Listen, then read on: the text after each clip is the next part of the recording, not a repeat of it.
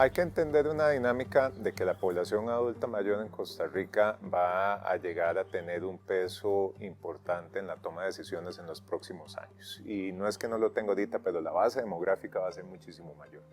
Hay que entender de que Costa Rica está en un proceso de transición que va a llegar a necesitar más y mejores servicios, más y mejor calidad en la atención a los servicios, pero hay que entender que también hay un porcentaje de la población hoy en día que vive en condición de pobreza extrema.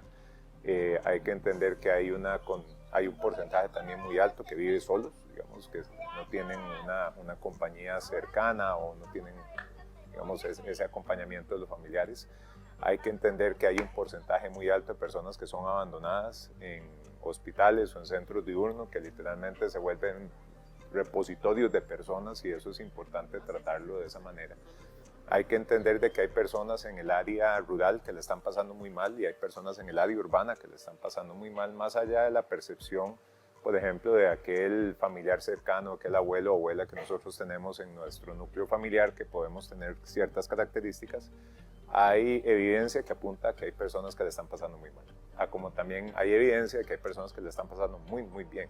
El asunto es cuáles serían las políticas públicas necesarias que tenemos que atender, no para hoy estamos en la parte de la mitigación y eso es un poco complicado de visualizar, sino cuáles van a ser las políticas que se requieren a 10, 15 años, cuando toda esta base demográfica, que hoy está entre los 40, 50 o 60, va a llegar a un proceso de envejecimiento de 65 años y más, y tal vez no se han hecho las acciones necesarias dentro del ámbito de la política para atender esas necesidades.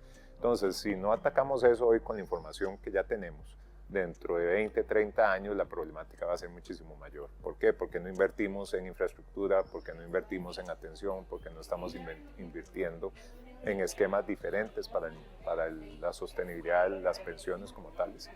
Y nos estamos olvidando de un efecto, digamos, importante que trajo la pandemia, que fue la despersonalización. ¿Eso qué quiere decir? La pandemia trajo muchas ventajas, pero también trajo desventajas asociadas a, digamos, el desenchufe de las personas adultas mayores de un núcleo familiar o el autoaislamiento por miedo.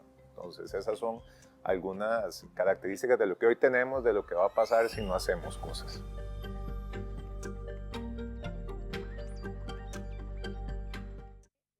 Efectivamente, el país tiene que prepararse y en este sentido los servicios de atención en salud tienen que prepararse para atender a la población que ya padece un tipo de enfermedad, pero también para prevenir a las poblaciones más jóvenes para que no lleguen a padecer estas enfermedades.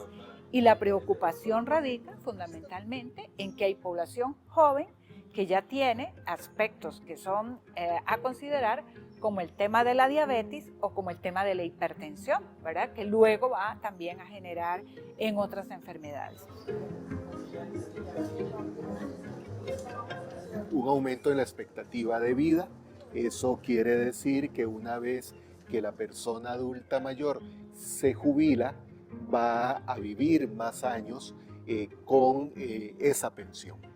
Y los sistemas de pensiones están proyectados para cierta cantidad de años de vida de la persona jubilada. Entonces, eso está obligando a revisar si los sistemas, por ejemplo, que hay en Costa Rica, están en este momento preparados para atender esa cantidad de años que va a vivir la persona adulta mayor. Y sobre todo, y es el segundo factor, es si la pensión que le va a corresponder es suficiente para atender una vida de calidad una vez que esa persona está jubilada. Porque hemos identificado situaciones en que la persona, cuando se pensiona, más bien entra en condición de pobreza o de extrema pobreza porque no le alcanza el monto de la pensión. Entonces también se está trabajando a nivel país, y en ese sentido desde el Observatorio del Envejecimiento hemos hecho algunos aportes en la Comisión de Reforma de Pensiones que convocó la Superintendencia de Pensiones.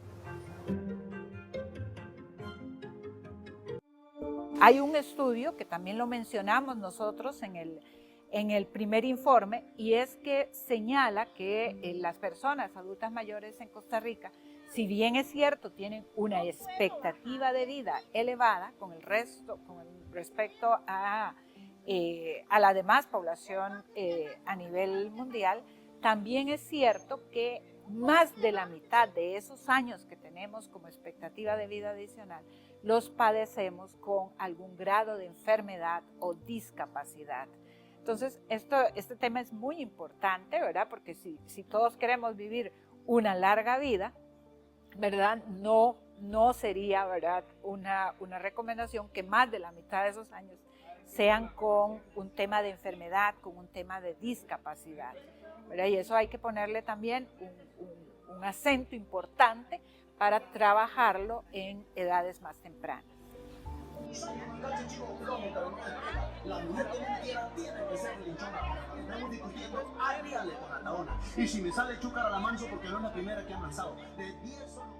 De acuerdo con la encuesta nacional de uso de tiempo del INEC, que fue una de las fuentes que utilizamos para este segundo estudio, es interesante ver mucho el tema de la socialización de las personas, ya sea en centros diurnos, o que van a los parques, o que salen a espacios de recreación, o a caminar a ciertos espacios, en donde hay que entender que esa dinámica y en el bombardeo de las noticias hoy en día, digamos, puede llegar a cambiar o alterar en función de que del miedo de que las personas puedan salir a disfrutar un espacio en un parque, pero también hay que ver cuál es la responsabilidad social que tienen las municipalidades para darle mantenimiento a ese parque o a esa infraestructura. Hay que entender si el acceso a los servicios públicos, pensemos en el transporte, es accesible para una persona o no. En otro estudio que estamos próximos a lanzar hay un tema asociado también a la calidad de los centros diurnos. Digamos, hay personas que literalmente, si no existieran esos centros diurnos, no socializan, no alimentan y eventualmente no tienen con quién compartir. Pero eso presenta un reto a nivel de la sostenibilidad. Si vamos a hacer más y si esos más van a requerir esos servicios, alcanza con lo que se tiene, alcanza con la cobertura. Es suficiente la alimentación que se les da a las personas en donde si no van al centro, no desayunan, no almuerzan, no cenan, ¿verdad? Entonces esas son características que dentro de esa gran encuesta uno puede visualizar.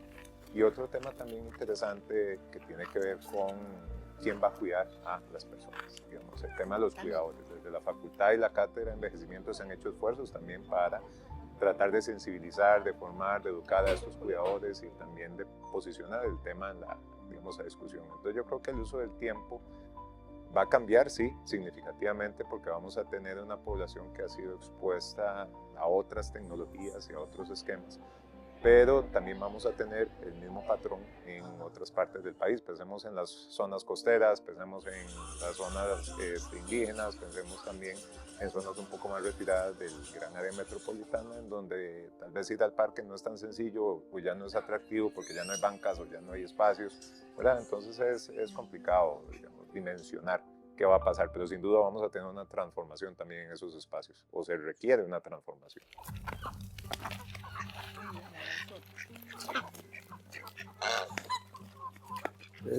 Tenemos como resultados que hay que cada vez, como va creciendo la población adulta mayor, efectivamente los servicios de salud se ven saturados de población adulta mayor, los servicios de emergencia, los servicios de atención, los internamientos.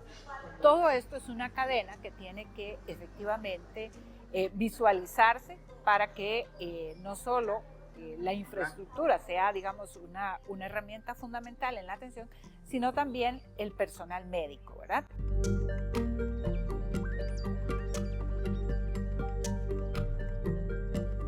Yo creo que la necesidad de investigar, la necesidad de contar con buenos registros administrativos, la necesidad de visualizar, por ejemplo, que el expediente electrónico, el EDUS o los ATAPs puede brindar mucha información, pero se requieren acceso a, o el poder visualizar de que sí o sí se requieren estudios especializados en población adulta mayor, llenaría muchos de estos vacíos y muchas de estas inquietudes que hoy estamos conversando. El simple hecho de, por ejemplo, visualizar qué lo angustia, qué lo preocupa, el visualizar si los recursos que tiene actualmente le alcanzan para comprar más allá de una lata de atún o para comprar más allá de una galleta de soda, o si realmente la persona se siente seguro tan siquiera caminando, digamos, en las aceras, o si las aceras son lo suficientemente seguras para que las personas caminen.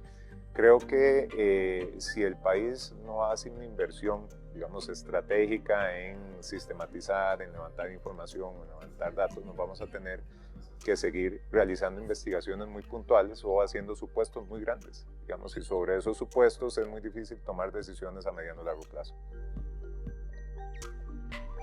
Tenemos que hablar de un derecho a la vivienda, ¿verdad? Personas que no tienen recursos, muy pocos o que viven en viviendas no muy adecuadas, efectivamente son elementos que luego van a incidir en un tema de calidad en la vejez.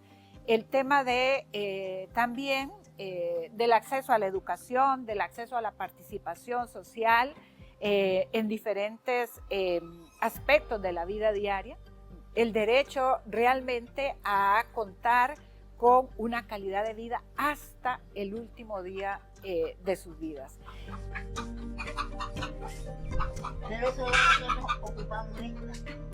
Hay un estereotipo que ha costado eliminar, que es la idea de que la persona adulta mayor se jubila y se convierte más bien en una carga familiar. Cuando por esa expectativa de vida creciente, cuando se jubila, por ejemplo, según el régimen en el que está, pero pensemos a partir de los 65 años, es una persona todavía con mucho tiempo de vida por delante, con mucha experiencia, que en muchas familias más bien constituye un aporte valioso a ese ambiente familiar, a esa unidad de la familia y a ofrecer, por ejemplo, apoyo a sus hijos e hijas que laboran, a sus nietos que muchas veces necesitan algún tipo de apoyo en la parte de educación formal. Entonces es un elemento valioso. De igual forma, entran en una nueva etapa en donde si tienen ingresos suficientes pueden participar en grupos comunitarios, aportando también a la comunidad, no solo a su familia, sino a la comunidad. Entonces hay que superar el estereotipo de que las personas pensionadas, adultas mayores, constituyen una carga y cuando más bien es un aporte a la familia y a la sociedad.